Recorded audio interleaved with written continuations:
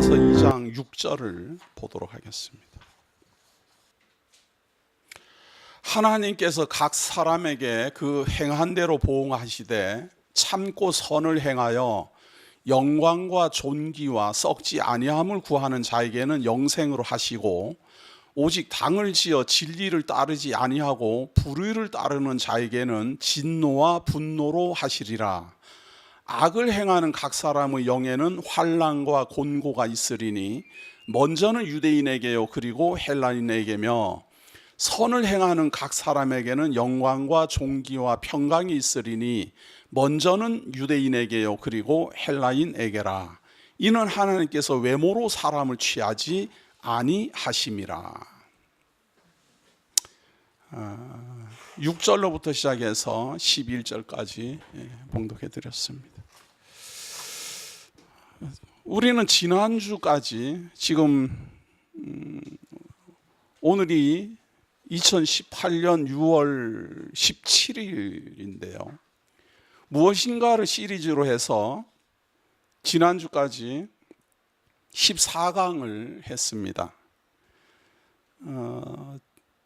내용은 간략하게 했고, 또 가능한 성경을 많이 찾지 않고 설명을 많이 하는 방법으로 해서요, 가능한 성경이 무엇인가를, 성경 내용을 직접 읽어보면서 사실은 확인해야 되지만 좀 이렇게 대략적이라도 좀 알게 하려고 지금 최선을 다하고 있는 겁니다. 어떻게 생각하면은 쉬운 것 같지만 다루는 내용은 또 일반적으로 다루어지지 않는 부분이라서 처음 접하는 분들은 좀 어려울 수도 있는 그런 겁니다. 그런데 사실은 기독교인의 이런 것은 초보라고 여겨져야 됩니다. 이 정도는 기본으로 알고서 성경 해석을 해야 되는 거죠. 그리고 또 성경 해석을 잘 하게 되면 이렇게 보여집니다. 그냥 성경을 굳이 안 읽어도 이렇게 머릿속에 인식이 되고 우리 신비에 새겨지는 그러한 내용들을 주로 해서 증거하고 있습니다. 사실은 우리에게서는 좀 거리가 좀 멀잖아요. 이렇게 근원적이잖아요. 근본적이고 이런 내용들을 주로 해서 14강으로 제가 이제 책으로 만약에 내게 된다면 1편이 끝난 겁니다. 14강까지 해서 1편이 지금 끝났고, 이제 오늘부터는 직접적인 겁니다. 우리하고 이렇게 피부로 와닿는, 직접적으로 우리가 지금 이제 알아야 되는 성경에 대한 내용을 15강부터 시작해가지고 또 한 30편까지 아마 진행하게 그렇게 될 겁니다. 그렇게 해서 2편으로 지금 나누어서 진행하고 있습니다. 하나는 연역적인 방법이고 하나는 귀납적인 방법입니다. 귀납적인 방법은 현재 있는 여기서부터 이렇게 찾아가는 방법입니다. 찾아서 진행해 가는 방법이고, 연역적인 방법은 근본부터 설명을 해 내려오는 겁니다. 이 연역적인 게 굉장히 어렵습니다. 그래서 모든 학문은 다 귀납적이에요. 아주 작은 부분을 붙잡고 막 그냥 세세하게 이렇게 설명을 해가지고 거기서부터 조금 발전해가고 조금 발전해가고 이렇게 가는 게 일반 학문적입니다. 그리고 교회도 그렇습니다. 교회도 사실은요, 우리가 설교 이렇게 말하잖아요. 설교라는 것은 풀어서 가르친다 그 말이에요. 이게 굉장히 수준 높은 건 줄 사람들은 압니다만은 성도들이 잘 모르기 때문에 자세하게 풀어서 가르친다 그 말이에요. 어린아이 취급한다 이런 이야기입니다. 그걸 설교 그래요. 그래서 설교라고 할 때는 반드시 제목 설교를 하는 겁니다. 제목 설교 그러잖아요. 제목은 오늘 뭐를 가르쳐야지 되겠다 그래갖고 작은 부분을 가르치는 거를 제목 설교 이렇게 말합니다. 강론은 연결을 계속, 강론이잖아요. 이게 논증을 해오는 거니까 이렇게 길게 진행하는 걸 강론이라 그래요. 그러니까 사실은 교회에서의 설교가 조금 그래도 수준 높다 이렇게 말하려면 강론을 해야 됩니다. 근데 신학교에서 강론이 최고의 설교 방법이라고 말은 하는데 그걸 하는 사람이 참 없어요.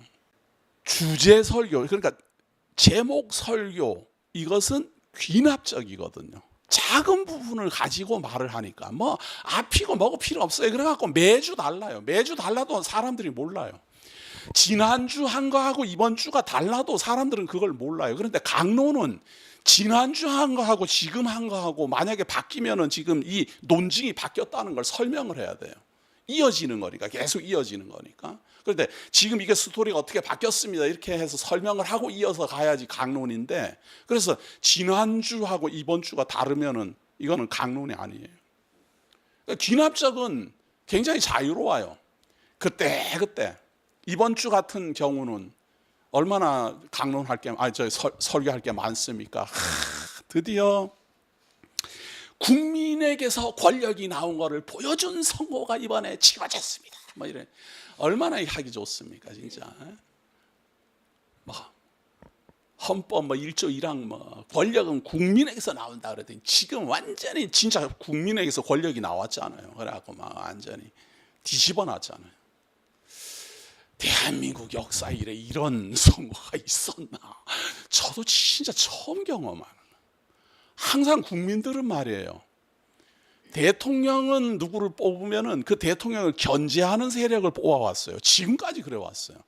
누가 그렇게 안 가르치는데도 우리 국민들이 조금 야당성이 강해서 그러는지 어떤지 모르지만 가장 중요한 것을 누구에게가 주면은 국민들이 뭐 단합대 한 것 같아요. 반상회 한 것 같아요. 그 다음에 딱 할 때 보면은 그걸 견제하는 세력을 만들어줘요. 근데 이번 선거는 몰빵, 이런 걸 몰빵이라 그래. 야, 삼선 개헌하고 한 번 더 해도 될 것 같은 그런 분위기가 지금 완전히 조성됐어요. 근데 저는 참 신기하게 생각하는 게 뭔가 하면요, 그 양반이 뭐 합니까? 저는 진짜 하늘이 내고 있구나 이런 생각을 해요. 저는 뭘 애를 쓰고 뭐를 하려고 막 하고, 역대 대통령들은 뭘 하려고 애를 썼거든요. 막 뭐를 하려고 막 그냥 뭐 개헌을 하니 뭐를 하니 막 북한으로 퍼주니 안 퍼주니 이 난리 치는데 전부 실패하고, 양반은 가만히 있는데도 그냥 뭐 와서 뭐 굴러오는데야 뭐 이건 뭐 하기 싫어도 해야 되는 이런 생긴 건 무능하게 생겨갖고. 그러니까 이게 참 하나님이 우리나라를 지금 어떤 걸 바꾸는 것 같아요. 이런 걸 귀납적 설교라 그래요. 지금 우리의 현실감 있잖아요. 이게 현실감 있고 딱 좋고. 그런데 연역적인 것은 선거가 치러졌든 국민이 어떻게 됐든 정치가 어떻게 돌아가든지 말든지 우리가 갈 곳은 뭐 이러고 나가니까 이게 참 어렵죠. 그런데요, 우리 성도님들 아셔야 됩니다. 귀납적인 설교는요, 그렇게 깊이 연구하거나 많이 생각할 필요 없어요. 나타나는 현상이니까. 연역적인 것은 굉장히 어렵고 많은 훈련이 필요합니다. 그리고 연역적으로 하고 싶어도 근본을 이해를 못하면 못해요. 이게 못하는 건데, 우리가 참 잘 만나갖고 교사를 잘 만나가지고 처음서부터 연역적으로 우리는 배웠어요. 연역적으로 배웠고 연역적인 방법을 펼칩니다. 그걸 그대로 따라서 무엇인가라는 제목을 가지고 근본적인 문제, 연역적으로 미리 알고 있어야 되는 근원적인 문제들을 제가 생각할 때 가장 중요하다, 이거는 분명히 알고 있어야 된다라는 게 이제 14가지였습니다. 14가지를 해서 메시아의 능력까지 했습니다. 이제 우리는 피부로 직접 와닿는 그런 연역적인 틀에 의해서 조명하는 겁니다. 아주 가까운데 우리가 직접 이제 겪는 내용을 해 나가겠지만, 이것은 연역적인 근원을 알고서 들어가는 겁니다. 그래서 하나님의 오늘 제목은 하나님 성도입니다. 하나님의 성도인데요, 우리가 이해하기 쉬우려면 하나님의 성도가 누군가, 율법에서 해방을 얻은 사람이 하나님의 성도입니다. 율법에서 해방을 얻은 사람이 하나님의 성도예요. 그래서 사실은 율법이란 무엇인가라고 쓸까 말까 몇 번 망설이다가 제목을 하나님의 성도란 이렇게 정했습니다. 하나님의 성도는 무엇입니까? 하나님의 율법에서 벗어난 사람. 하나님의 율법에서 해방을 얻은 사람. 어떻게? 메시아의 능력으로 벗어난 사람입니다. 자, 그런데 이 율법이라는 것은 말이에요. 율법에서의 해방은 곧 구원을 말하는 거잖아요. 우리가 구원을 얻는다 이렇게 말을 할 때 율법에서의 해방인데, 이 율법은 사실은 이스라엘 백성에게만 주어졌잖아요. 이 성경이 이방 모든 민족들에게 주어진 것이 아니고 아브라함을 통해서 모세로 말미암아 주어진 거거든요. 그래서 모세로 말미암아 주어진 그 계명, 10계명으로부터 시작해서 율례와 규례와 법도가 정해졌습니다. 이걸 성문 율법이라 그러거든요. 기록된 율법. 그래요. 그러니까 제가 청소년 시절에 질문했던 게 그겁니다. 하나님이 율법을 주셨는데 저는 참 이해하기 힘들더라고요. 내 이웃을 내 몸처럼 사랑하라고 하나님이 그런 율법을 주셨는데 우리가 내 이웃을 내 몸처럼 사랑하지 못하는 법을 왜 주셨냐는 걸 제가 자꾸 물었어요. 자, 이 율법이라는 것은 말이에요. 우리가 율법에서의 해방인데 메시아로 말미암아 이 율법에서 해방을 얻은 사람이 성도다. 해방을 얻은 사람이 성도다. 하나님 나라의 성도다. 그러니까 아직 율법에 갇혀 있거나 아직도 율법에 순종해야지 되는 사람이라면 사실은 하나님의 성도라고 칭할 수가 없습니다. 우리 기독교에서 말하는 하나님의 성도는 율법에서 메시아의 능력으로 해방을 얻게 한 사람들, 그들을 우리는 성도라고 칭하는 겁니다. 그런데 우리는 그냥 교회만 나오면은 성도라고 이제 말을 하지요. 그래서 제가 전에 어느 그 기독교 신문에다가 글을 쓰면서 교인들을 성도라고 칭하고 이렇게 해서 글을 보냈더니 수정해서 답장이 왔어요. 신도로 다 바꿨더만요. 성도라고 칭하면 안 된다 그러더라고요. 그러니까 처음에 조금 기분이 나쁘더라고요. 아니 뭐 하나님 믿는 사람들을 성도로 칭했는데 뭘 이걸 수정하라고 또 일부러 이렇게 지적까지 하나 이러고는 생각했는데 맞는 것 같아요. 그 말이 맞는 것 같아요. 교회를 그냥 다니면 신도고 하나님 나라의 성도는 내막적으로 율법에서 해방을 얻은 성도라는 말이 정확하다. 저는 그렇게 봅니다. 자, 그리고 이 율법은 말이에요. 한마디로 말해서 율법이다 이렇게 칭해지지만 세부적으로 보면 계명, 율례, 규례, 법도 이렇게 네 가지로 나누어집니다. 나누어져요. 이 계명은 뭐 우리가 잘 아는 대로 10계명이죠. 10가지 계명입니다. 이 계명이 모법이라고 그래요. 이 율법의 기둥이다. 이제 이런 이야기예요. 가장 중심이다. 10계명이 가장 중심이고 율례는 이것이 가장 기둥이라면 이 율례는 세부적인 거예요.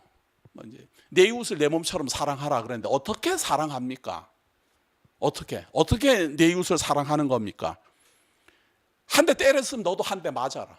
눈에는 눈, 이에는 이 이런 거예요. 율례는. 그러니까 만약에 소를 훔쳤으면 배상을 해라. 소로 배상을 하고 거기에다가 더 보태서 배상해야 된다. 이렇게 정해지는 게 율례예요. 그러니까 뭐 이 계명은 뭐 안식일을 거룩하게 지키라. 하나님 이름을 만홀히 여기지 마라. 이렇게만 돼 있지 세부적으로 어떻게 하는 것이 하나님을 만홀히 여기지 않는 겁니까? 안식일을 지키는 건 어떻게 지키는 겁니까? 이런 거를 설명하지 않잖아요. 그런 설명이 바로 율례입니다. 그래서요, 요 계명하고 율례는 요거는 세부 내용이거든요. 어떤 성격이 있는가 하면 심판의 성격이 있어요. 면밀히 보면은 사실은 아닌 부분도 조금 있지만 대부분 심판이에요. 범하면 죄다 이렇게 말한다고 말해요. 범하면 하나님의 명령을 범하면, 계명을 범하면 죄인이다 이거예요. 안식일을 거룩히 지키라 그랬는데 안식일을 거룩히 지키지 아니하니 죄인이다, 범죄다 이런 말이에요. 그래, 안식일을 지킬 때는 어떻게 지켜야 됩니까? 모든 것 일하지 말고 자기도 편히 쉬고 그 집안에 있는 모든 종들도 다 쉬게 하라. 그날은 거룩한 날이다. 그래가지고 안식일 교회가 생겨났잖아요. 그들은 하나님의 이 계명 중에 안식일을 거룩하게 지키라는 내용이 있으니까 안식일 거룩하게 지킨다. 그렇게 해가지고 안식일 교라고 이름을 달아놨잖아요. 제7일. 그것도 제7일이라는 말은요, 모세 율법이, 모세가 십계명을 받았지만 제7일 안식일은 창조 7일이거든요. 창조하시고 쉬신 날. 그러니까 모세로 말미암아 주어진 율법보다도 더욱 우월하다. 그래서 제7일 예수 재림, 제7일 안식일 예수 재림 교회 이렇게 이름을 길게 붙이는 겁니다. 모세 율법보다도 훨씬 우월하다. 그러나 다 차이 없어요. 하나님이 안식일을 거룩하게 지키라는 것이 계명으로 묶어서 주었다 하더라도 그 전부터 안식일을 거룩히 복주었다라는 말이 곧 율법이에요. 무슨 율법? 그런 걸 구전율법이라 그래요. 말로 했다 이런 이야기. 할례를 행하라 이런 거는 구전율법이에요. 선악을 알게 하는 나무의 실과를 먹지 마라 이런 거는 말로 한 율법이니까 구전율법이에요. 근데 굳이 모세 율법하고 차이를 두려고 모세보다 더 먼저 주어졌기 때문에 우월하다. 그래서 우리는 모세 율법을 지키는 게 아니라 창조 율법을 지킨다. 뭐 이런 이야기를 하는 거지. 율법이라고도 안 해요. 안식일 지키는 거는. 그래갖고 아주 자기네들이 지키는 안식일에 대한 그 자부심을 굉장히 가지고 있죠. 안식일 지켜야 됩니다. 율법대로 십계명을 다 지켜야 돼. 안식일만 지키면 되는 게 아니고 율법을 다 지켜야 되는 거예요. 이게 무슨 차이점인가 하면 자기네들은 안식일을 거룩히 지킨다 하는 자부심을 굉장히 가지고 있지만 율법은 안식일만 지키면 되는 게 아니고 십계명을 다 지켜야 돼요. 왜 안식일만 지켜요? 십계명을 다 지켜야 되지. 내 이웃을 내 몸처럼 사랑하라 그런 것도 다 지켜야 된다 그런 이야기예요. 내 이웃을 내 몸처럼 사랑하려고 그러면 어떻게 합니까? 율법을 상세히 이제 배워야 되죠. 그래서 이 내용을 잘 살펴보면 심판을 합니다. 재판을 해요. 너는 안식일을 거룩하게 못 지켰으니까 죄인이다. 내 이웃을 내 몸처럼 사랑하지 못했으니까 죄인이다. 이렇게 심판을 해요. 근데 규례라는 게 있어요.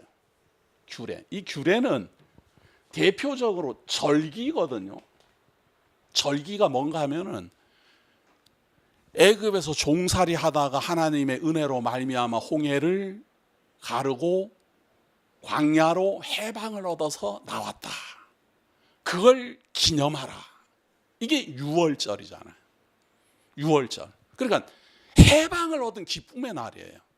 그러니까 율법, 계명을 지키지 못해서 죄인이고 율례를 지키지 못해서 죄인이었다가 규례를 통해서 해방 얻는 절기예요. 그러니까 이걸 기억을 해서 해방을 얻고 이 기쁨, 죄사함을 받는 이 날은 꼭 기억을 하고 있다가 성전을 찾아서 하나님 앞에 자기 얼굴을 보이고 제사를 지냄으로 말미암아 하나님 앞에 죄 지었던 것을 죄사함 받는다. 그게 절기입니다.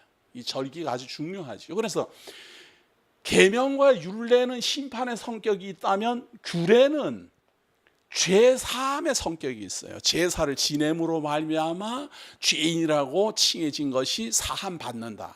법도는 제사 지내는 방법이에요. 번제로 뭐 드리고 속건제로 드리고 뭐 거제로 드리고 뭐 이렇게 하는 제사 지내는 방법을 법도라고 그래요. 그러니까 규례대로 제사를 지내면 죄사함을 받는다 이거예요. 그래서 하나님의 율법 속에는 심판이 있는가 하면 죄사함이 있습니다. 다만 단회적이고 일시적이라는 것만 달라요. 그렇잖아요. 내 이웃을 내 몸처럼 사랑하라. 단회적이에요. 그런데 그걸 범했어요. 그러면 규례를 따라 절기, 특히 이 절기는 모아서 제사한다 그런 이야기예요. 죄 지을 때마다 제사하러 성전에 가고 죄 지을 때마다 제사하러 성전에 가고 이렇게 할 수가 없잖아요. 거리도 멀고 그러니까. 그래서 생활을 하면서 여러 가지 안식일도 범하고 음행도 하고 하나님 앞에 부끄러운 짓도 하고 이렇게 저렇게 자꾸 죄를 지어요. 그러면 그걸 쌓아는 거예요. 그걸 쌓아놔요. 모아가지고 1년에 한 번 6월절이 옵니다. 초막절이 옵니다. 수장절이 옵니다. 그때 성전을 찾아서 제사를 지내고 죄사함을 받는 거예요. 그러니까 이게 일시적이고 단회적이라 이렇게 말합니다. 완전한 죄사함이 아니에요. 왜냐하면 죄 지을 때마다 또 제사하고 범할 때마다 또 법도대로 또 제사하고 그리고 가서 또 죄 짓고. 문제는 이스라엘 백성은 이렇게 하면 돼요. 이스라엘 백성은 이렇게 율법대로 계명과 율례를 지키다가 순종하지 못해서 범하면 규례를 따라서 죄사함을 받으면 돼요. 일시적이라도 또 짓더라도. 그래서 우리가 성경 역사를 이렇게 볼 때 저런 말이 나와요. 저도 그런 말해요. 아수르 제국에 의해서 이스라엘이 패망했습니다. 바벨론 제국에 의해서 예루살렘 성전이 무너졌습니다. 이렇게 말을 할 때 우리가 이방인이라서 그런 감각이 없어요.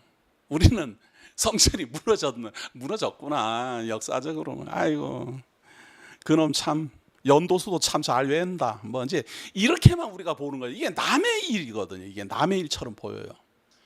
그러나 우리가 아브라함의 진짜 후손이라면 말이에요. 우리가 이스라엘 민족이라면 516년 바벨론 제국에서 예루살렘 성전이 무너졌습니다. 그러면은 이스라엘 사람들은 아이고 그렇게 말합니다. 우리하고 전혀 달라요. 왜? 죄사함 받을 길이 끊어졌다. 그런 이야기예요. 성전에 가서 지금 제사를 지내서 제사함을 받아야 되는데 성전이 무너지고 제사장은 다 죽고 제사 지낼 곳이 없으면 제사함을 어떻게 받으라는 겁니까? 라는 것이 이스라엘 사람들의 외침이라 그 말이에요. 그러니까 우리하고 감각이 전혀 다르잖아요. 저는 참 이방인이면서도 이런 감각을 갖고 있는 거 보면 핏줄이 아마 이스라엘이 아닐까 저는 그런 생각해요. 근데 이제 제 말 듣고 이걸 알면은 그 감각이 우리도 살아납니다. 아, 그렇구나. 이게 보통 일이 아니구나. 그러면은 제사함을 받지 못하면 어떻게 됩니까? 제가 로마서 2장 6절로부터 읽은 거예요. 2장 6절 다시 한번 보세요. 하나님께서 각 사람에게 그 행한 대로 보응하시되 참고 선을 행하여 영광과 존귀와 썩지 아니함을 구하는 자에게는 영생으로 하시고 영원한 생명을 준다 그 말이에요. 죄 없는 사람은 행동이 정말 올바르고 참 하나님의 이 법을 철저하게 준행한 사람들에게는 하나님께서 영생으로 보답을 한다 그 말이에요. 그런데 당을 지어 진리를 따르지 아니하고 불의를 따르는 자에게는 진노와 분노로 하시리라. 그 행동이 진리를 따르지도 않고 하나님의 말씀을 따르지도 않고 하나님의 말에 순종도 아니하면 하나님께서 진노와 분노로 한다. 9절 한번 보세요. 악을 행하는 각 사람의 영에는 그 말이에요. 영혼이 그 말이에요. 영혼이 환난과 공고가 있으리니 먼저는 유대인에게요 그리고 헬라인에게요. 영이 그렇다 그 말이에요. 영이 죽은 다음에 지옥 간다 그런 이야기예요. 쉽게 말해서 뭐가? 악을 행하는 사람은 말이에요. 하나님의 말씀대로 순종하지 않고 악을 행하는 사람은 지옥 간다 그 말이에요. 악을 행하지 않는 사람은 그건 밑에 보세요. 10절 선을 행하는 각 사람에게는 영광과 존귀와 평강이 있으리니 먼저는 유대인에게 그리고 헬라인에게라. 이는 하나님께서 외모로 사람을 취하지 아니하심이라. 이걸 공의라 그래요. 선을 행하면 영원한 생명을 주고 악을 행하면 영원한 형벌에 처하고, 이것이 공의예요. 유대인이라고 해서 뭐 봐주고 헬라인이라고 해서 봐주고 그런 거 없다 그 말이에요. 자, 그런데 유대인에게는 이런 율법을 줬어요. 이방인은 안 줬어요. 이방인은 몰라요. 뭐가 하나님이 원하시는 행위인지 알지도 못해요. 이스라엘 백성은 하나님이 원하시는 선이 뭔지, 하나님이 싫어하시는 악이 뭔지 알아요. 뭐를 통해서? 율법을 통해서. 하나님의 명령을 어기면 하나님이 싫어하시는 거고, 하나님의 명령을 순종하면 하나님이 좋아하시는 거예요. 그래서 하나님의 말씀대로만 순종하면 영원한 생명을 얻어요. 그런데 많은 사람들이 이걸 착각을 하는 게, 지금 안식일 교단 제가 예도 들었지만 율법을 다 지켜야지 되는데 일부분만 지키면 되는 줄로 아는 사람이 너무너무 많아요. 상식적으로도 그게 말이 안 되는데. 대한민국에 살면서 말이에요. 제가 예를 그렇게 들잖아요. 대한민국에 살면서 정말로 패 죽이고 싶은 사람이 너무 많지만 아무도 안 지키고 꼭 찾다가 딱 한 명만 죽였어요. 그럼 이게 상급 받을 일이냐 그 말이에요. 이게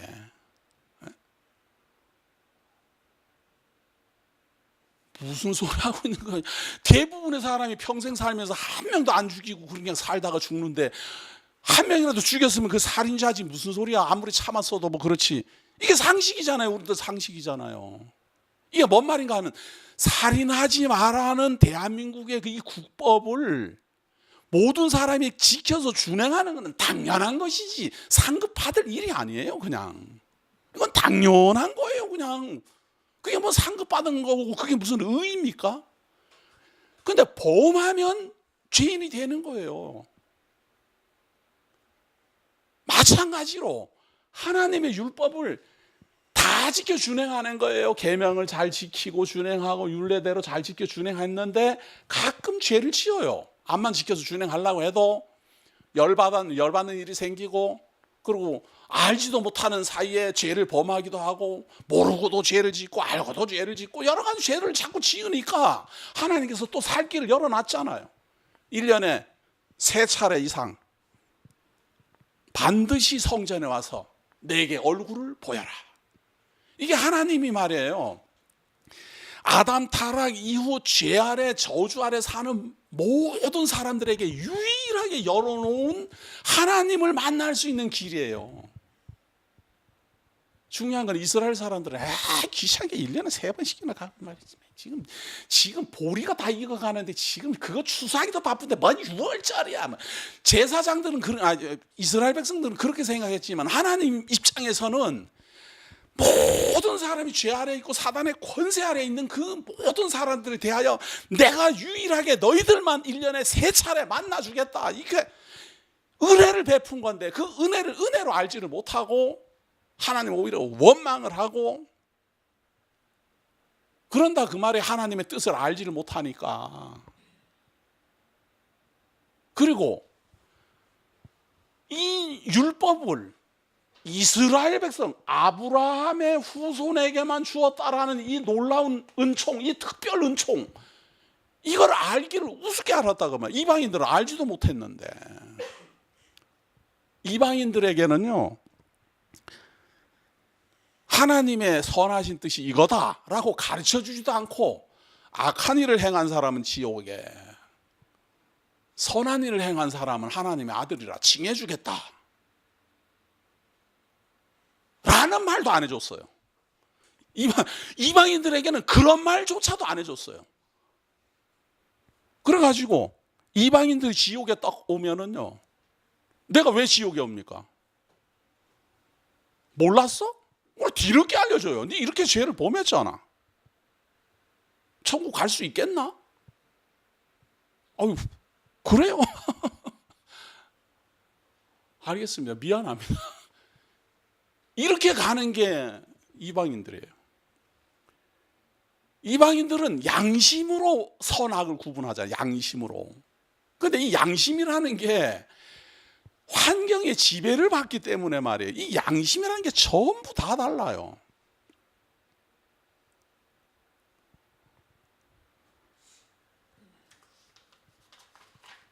어제 인터넷 신문을 이래 읽다 보니까 나는 참 납득하기도 힘들고, 참 진짜 우리 대한민국 사회가 이렇게 크게 변했구나 하는 느낌을 주는 그런 내용이 떠올랐어요. 김수미라는 그 탤런트인데 이제 음식을 하는 뭐 어떤 그런 프로인가 봐요. 뭐 묵은지로 뭐 하는 그런 거라 그래요. 저는 이렇게 글만 읽었기 때문에 내용은 본 적은 없는데 그 내용에 그 기사에 그거예요.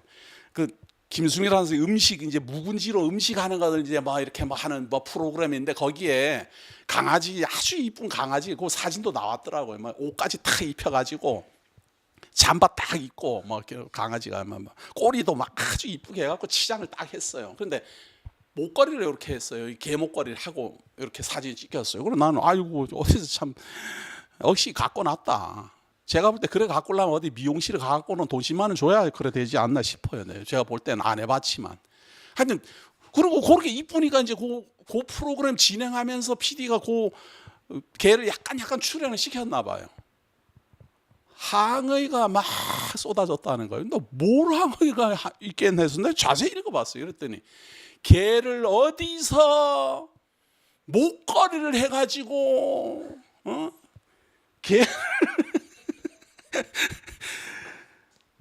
개를 이렇게 괴롭힐 수 있냐는 거예요. 그렇게 구속하고 속박하려면은 출연시키지 말든지. 개가 무슨 뭐 소모품인 줄 아냐, 뭐 소품인 줄 아냐 말이죠. 생명이다 뭐 이러면서 막 항의를 해놨는데, 야, 저는 참 진짜 어이가 없어가지고 개가 목걸이하고 그 사진 찍힌 그거는 그렇게 분노를 하면서 그 PD한테 그렇게 욕하는 건 이상하지 않아요? 그 PD는 사람이잖아요. 사람한테는 그렇게 막 함부로 막 말하고 강아지를 위해서는 그래도 되는가? 나는 갑자기 윤리관이 제가 흔들릴 정도예요. 개는 그렇게 사랑하면서 사람은 개 취급하는 거예요 지금. 이게 사람의 양심이에요. 이게 지금 사회적 분위기가 확 바뀌어버렸잖아요 지금. 완전히 바뀌어가지고 윤리관조차도 지금 막 힘들어요 지금. 뭐 미투 운동이나 그런 것도 갖가지 지금 해석들이 막 난무해요. 그런데 그걸로 심판을 해요. 하나님께 그걸로 심판을 해요. 왜 그걸 심판합니까? 그걸로 심판해가지고 잘 가려지겠습니까? 잘 가려져요. 100%니까 뭐 100%다 100%다 죄인 힘으로 드러나요. 피해갈 길이 없어요. 왜냐하면은 아무리 하늘을 우러러 부끄러움 없이 살았다 자기는 하더라도 완전하진 않다 그 말이에요. 제가 아까 말씀드린 것처럼 대한민국을 살면서 죄를 하나도 범하지 않고 사람 한 명도 안 죽이고 살았다 하더라도 한 명만 죽이면 살인자가 되듯이 법이라는 것은 아무리 거룩하게 잘 살았다 하더라도 하나님 앞에 악한 짓을 한 번이라도 했으면 그걸로 말미암아 심판을 받는 것이다 그 말이에요. 그래서 100%예요 100%. 양심으로 하든지 율법으로 하든지 다. 그래서 우리는 하나님의 계명이나 율례나 규례나 법도로 말미암아 죄 사함을 받는다라는 것을 처음부터 알고 포기했어요. 율법으로는 의롭다함을 얻을 육체가 없구나. 그것이 우리들의 신앙 고백이에요. 이 고백이 없는 사람은 하나님의 성도가 아직은 아니에요. 나는 율법을 지켜서 한번 의로움에 도전해 볼란다. 나 안식일 거룩하게 지킬란다. 그러고 있으면 아직 율법 아래 있는 거예요. 그거는. 나 계명 철저히 10계명 열심히 지켜볼란다. 지키십시오. 지키시는데 중요한 건 아직 율법 아래 갇혀 있다는 건 아셔야 돼요. 율법 아래 갇혀 있다는 게 뭔 말인가 하면 율법을 순종한다 그런 말 아니에요. 그러니까 율법대로 나는 순종하겠습니다. 그래서 영원한 생명을 얻겠습니다. 이렇게 믿는 것은 율법 아래 있는 거다 그 말이에요. 우리는 율법으로 말미암아 나는 심판받아 마땅하고 성전에도 못 가니 제사함 받을 길이 없어 나를 구원하시는 그리스도를 믿음으로 구원에 이르고자 합니다라는 고백을 한 사람이 성도라 그 말이에요. 율법에서 해방 얻을 방법이 내 스스로, 이런 걸 자력 구원이라 그러거든요. 내가 구원을 이룬다 그거예요. 기독교인은 자력 구원이 아니에요. 내가 구원을 이룬다 이게 아니고 메시아가 나를 구원하신다 이렇게 믿는 거예요. 근데 말로는 메시아가 그리스도가 나를 구원하셨습니다 라고 기도하면서 자력 구원을 이루어야 된다라고 생각을 한다니까요. 사람들이 그래요. 그래서 그게 아직 율법관이라든지 구원관이라든지 이게 명확하게 선이 안 그어진 거예요. 어떻게 생각들을 하고 있는가? 율법에서 해방을 얻는 것이 이제 성도라면, 율법에서의 해방이라는 것은 계명과 율례와 법도를 지켜 행함으로 구원에 이르러야 되지만 이것을 지켜 행할 수가 없어요. 왜냐하면 성전도 없고 이 율법을 하나님이 이방인에게는 주지도 않았어요. 그러니까 우리는 해당이 없어요. 아예 처음서부터.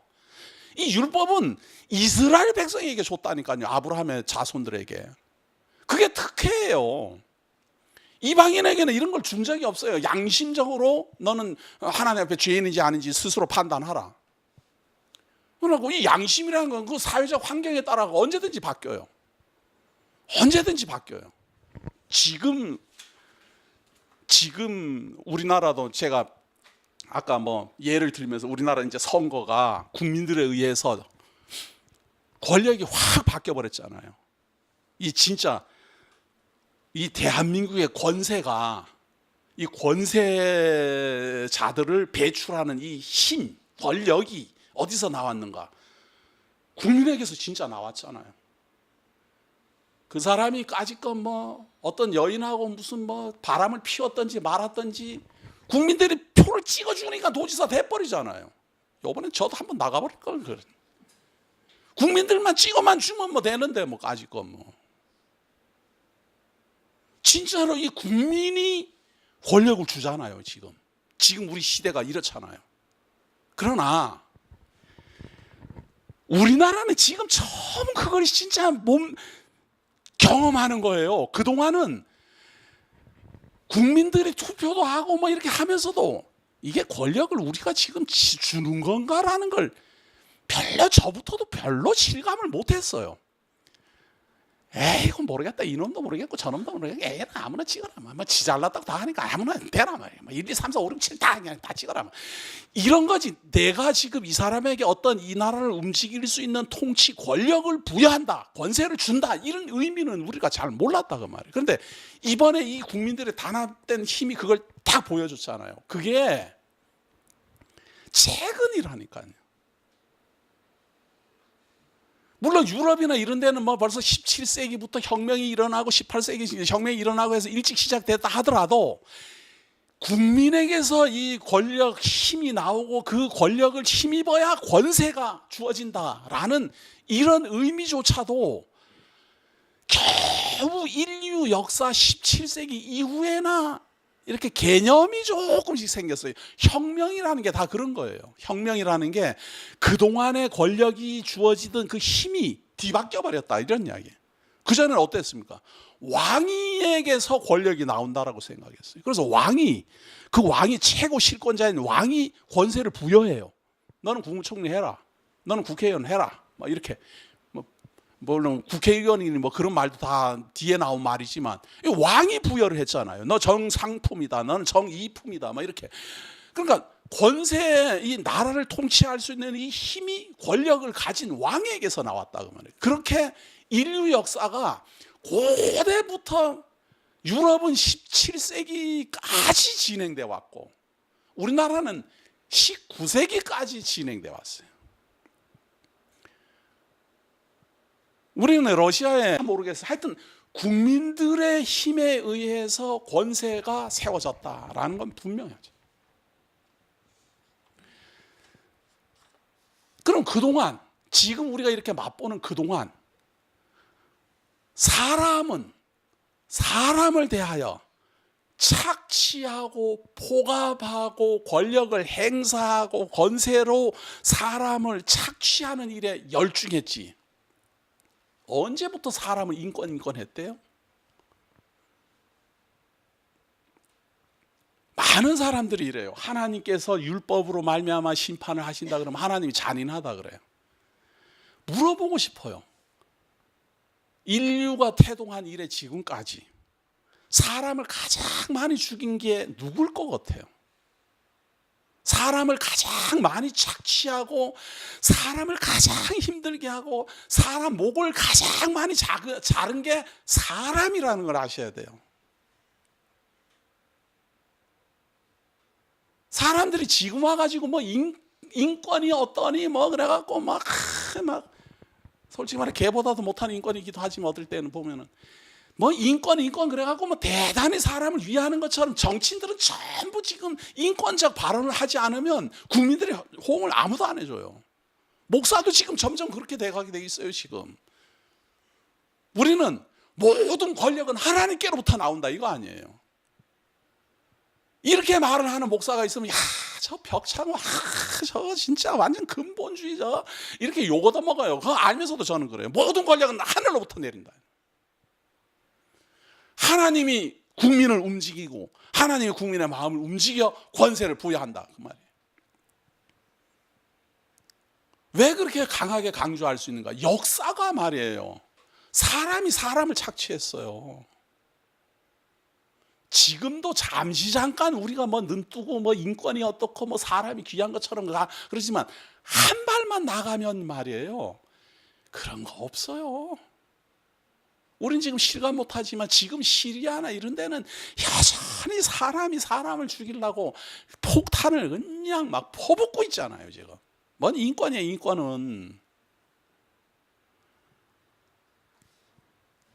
트럼프가 김정은이하고 만나가지고는 뭐 기쁨에 악수하고 그러는데 저는 그걸 이래 보면서 저 김정은이로 말미암아 그냥 수용소에 갇히고 조상이 다 죽임을 당하고 부모님 다 죽고 그런 사람들은 저걸 보면서 가슴이 얼마나 찢어질까.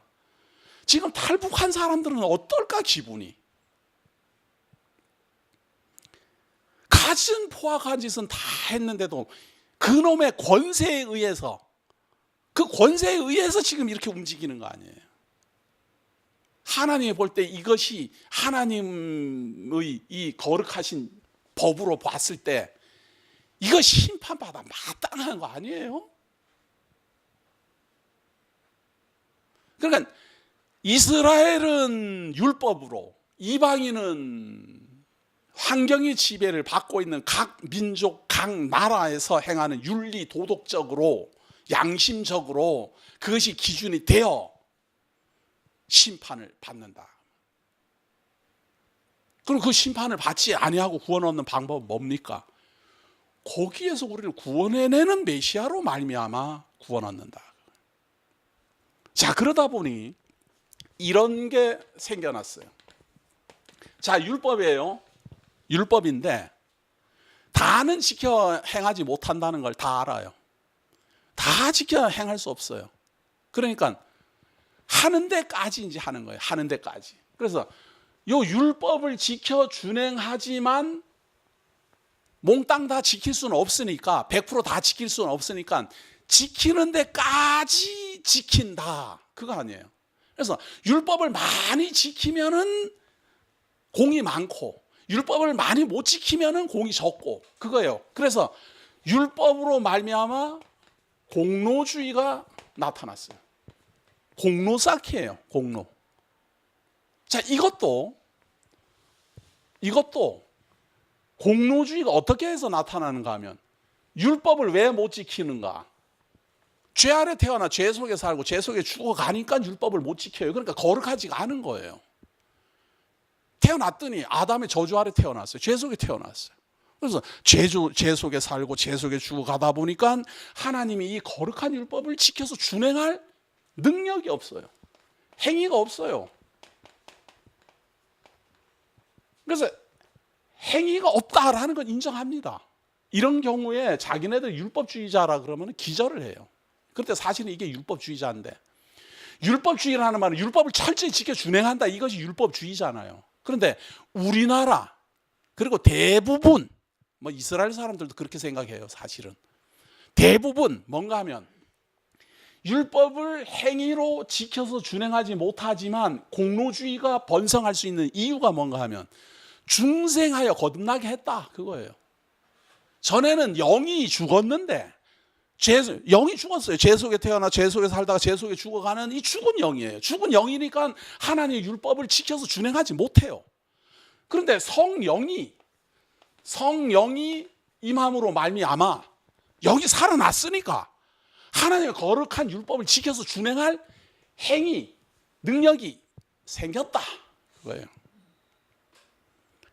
그래가지고 율법으로 말미암아 죄인 됐다라는 심판을 받고 하나님의 은혜를 입어서 중생하여 이제 거듭났고 죄사함을 받은 사람은 다시 거룩하게 율법을 지켜서 준행할 수 있는 능력이 생겼다. 그래서 그 능력이 생긴 것으로 공로 쌓기를 하는 거예요. 이 공로 쌓기의 최고봉은 바로 금욕주의입니다. 금욕주의자들을 우리는 의롭게 보는 이유가 여기 있는 겁니다. 보여주잖아요. 내가 거듭난 사람으로서 누구보다 의롭고 누구보다 하나님 앞에 칭찬받을 만한 구제를 하고 선한 일을 많이 하고 연보도 많이 하고 다 베풀고 그러잖아요. 베풀고 그러다 보니 자기는 뭐예요? 굶어야지 어떻게 해요? 자기 거는 다 그러잖아요. 또 예수님도 그러잖아요. 너희들이 나를 따르려면 모든 거 다 나눠주고 나를 따르라, 그런 말도 또 있어요, 성경에.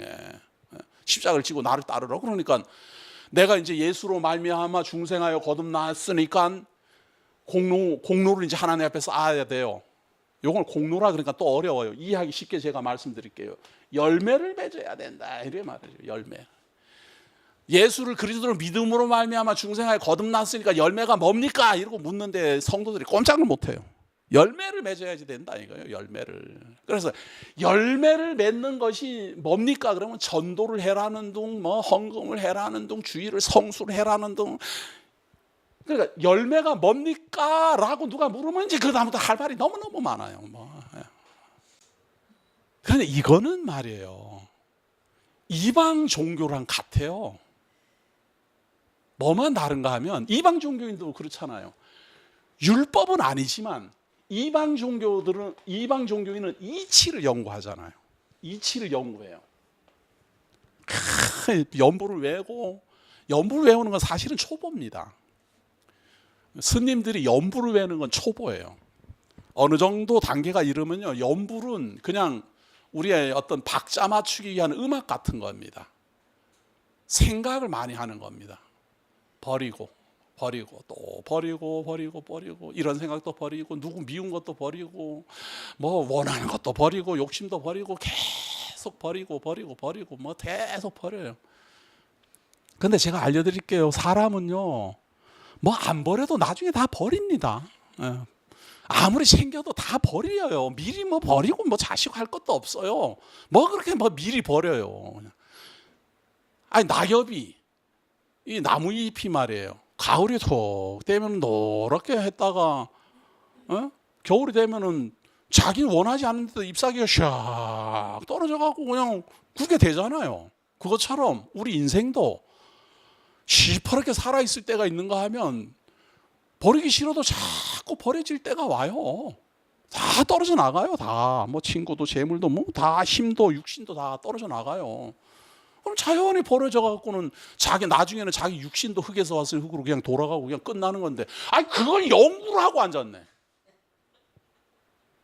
어린애도 다 할 걸.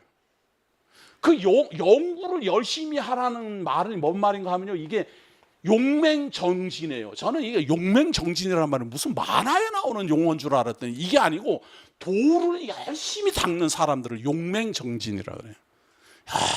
열심히 생각하고 버리고 염려를 버리고 뭐 세상 이치를 계속 연구하는 거예요.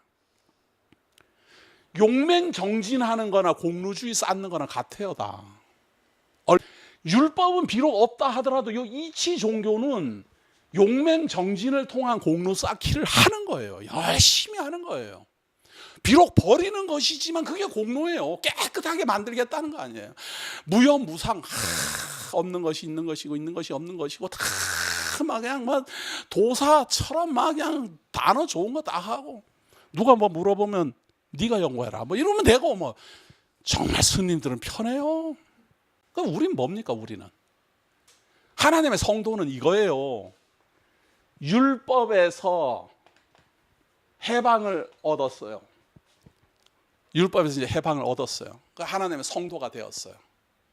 이 하나님의 성도가 된 것을 뭐라고 그러는가 하면 흠이 없고 거룩하게 만들어 가기 위해서 율법에서 해방을 얻게 한 거예요. 율법으로 흠이 없고 거룩해질 것 같으면 율법을 지키면 되지요.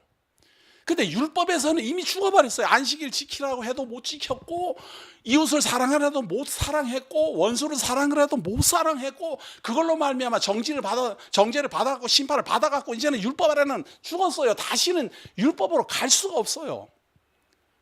살기는 살았어요. 중생하여 거듭난 영이 이제 중생하여 거듭나서 하나님 성도로 이제 살았는데, 하나님의 성도로 살으니까 영이 하나님의 성도로 살아났잖아요.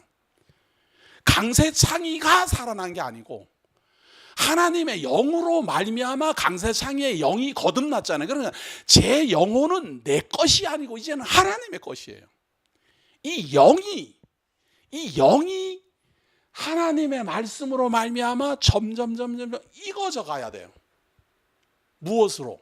그것을 진리라고 말한다 그 말이에요. 진리로 거룩하여져 간다 그거예요.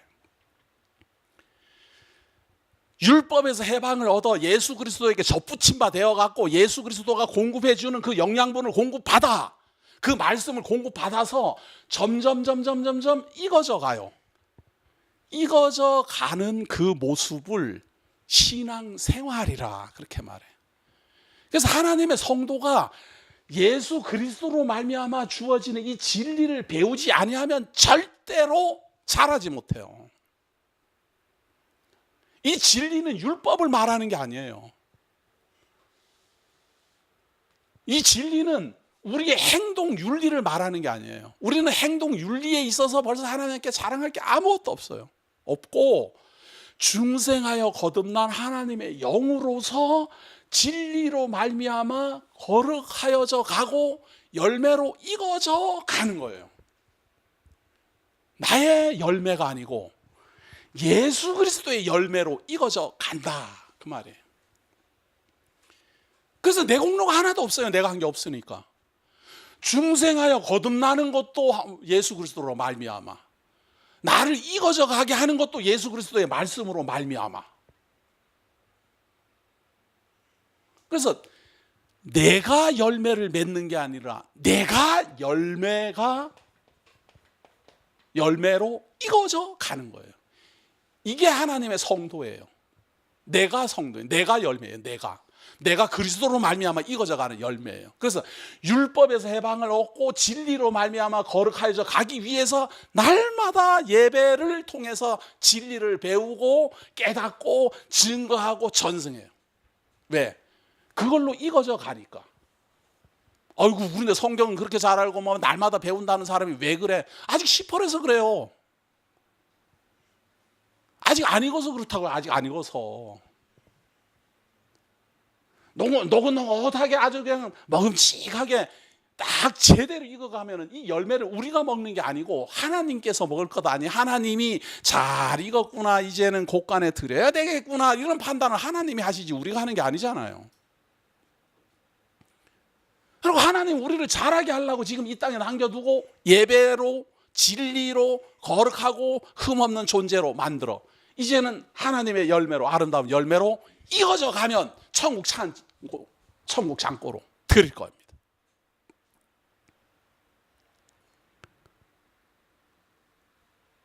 로마서 3장 19절 봅니다. 로마서 3장 19절 봅니다.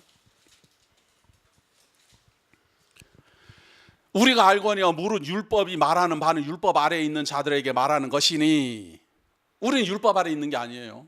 율법 아래에 있는 사람에게 말한 것이니 이는 모든 입을 막고 온 세상으로 하나님의 심판 아래에 있게 하려 함이라. 그러니까 율법 아래에 있다라는 말은 심판 아래에 있다라는 말이에요. 그러므로 율법의 행위로 그의 앞에 의롭다 하심을 얻을 육체가 없나니 율법으로는 죄를 깨달음이니라. 그렇다고 해서 율법이 필요 없습니까? 율법을 알아야지 죄인임을 알지요. 죄인임인 줄 알아야지 나를 구원할 메시아를 찾지요. 그리고 메시아를 만나야지 흠없고 거룩한 존재로 이어져 갈 것 아니에요? 그러니까 율법을 폐기할래 할 수가 없어요. 하나님이 정한 건데 그걸 우리가 어떻게 폐기해요? 그래서 율법은 굳게 세워져야 돼요. 그래서 죄인임을 다 밝혀줘야 돼요. 우리의 모습을 다 밝혀줘야 돼요. 자, 그리고 우리는 21절에 보세요. 율법으로는 죄를 깨달음이니라. 이제는 율법에 하나님의 한 의가 나타났으니 율법과 선지자들에게 증거를 받은 것이라. 자, 열매로 익어가는데요. 이 열매로 익어가는 가장 중요한 것이 무엇인가 하면 예수 그리스도로 말미암아 구원함을 얻었고 예수 그리스도로 말미암아 주어지는 진리로 거룩해져 가요.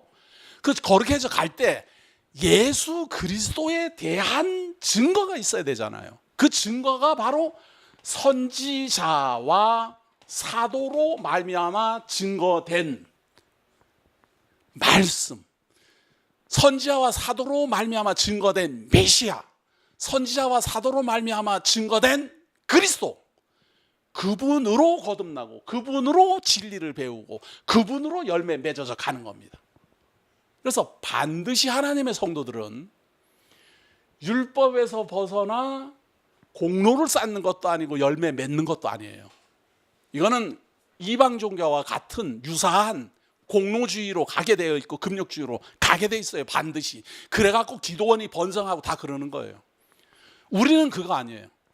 율법에서 해방을 얻고 예수 그리스도로 말미암아 중생하여 거듭나서 진리로 거룩하여져 가는 성도들이에요.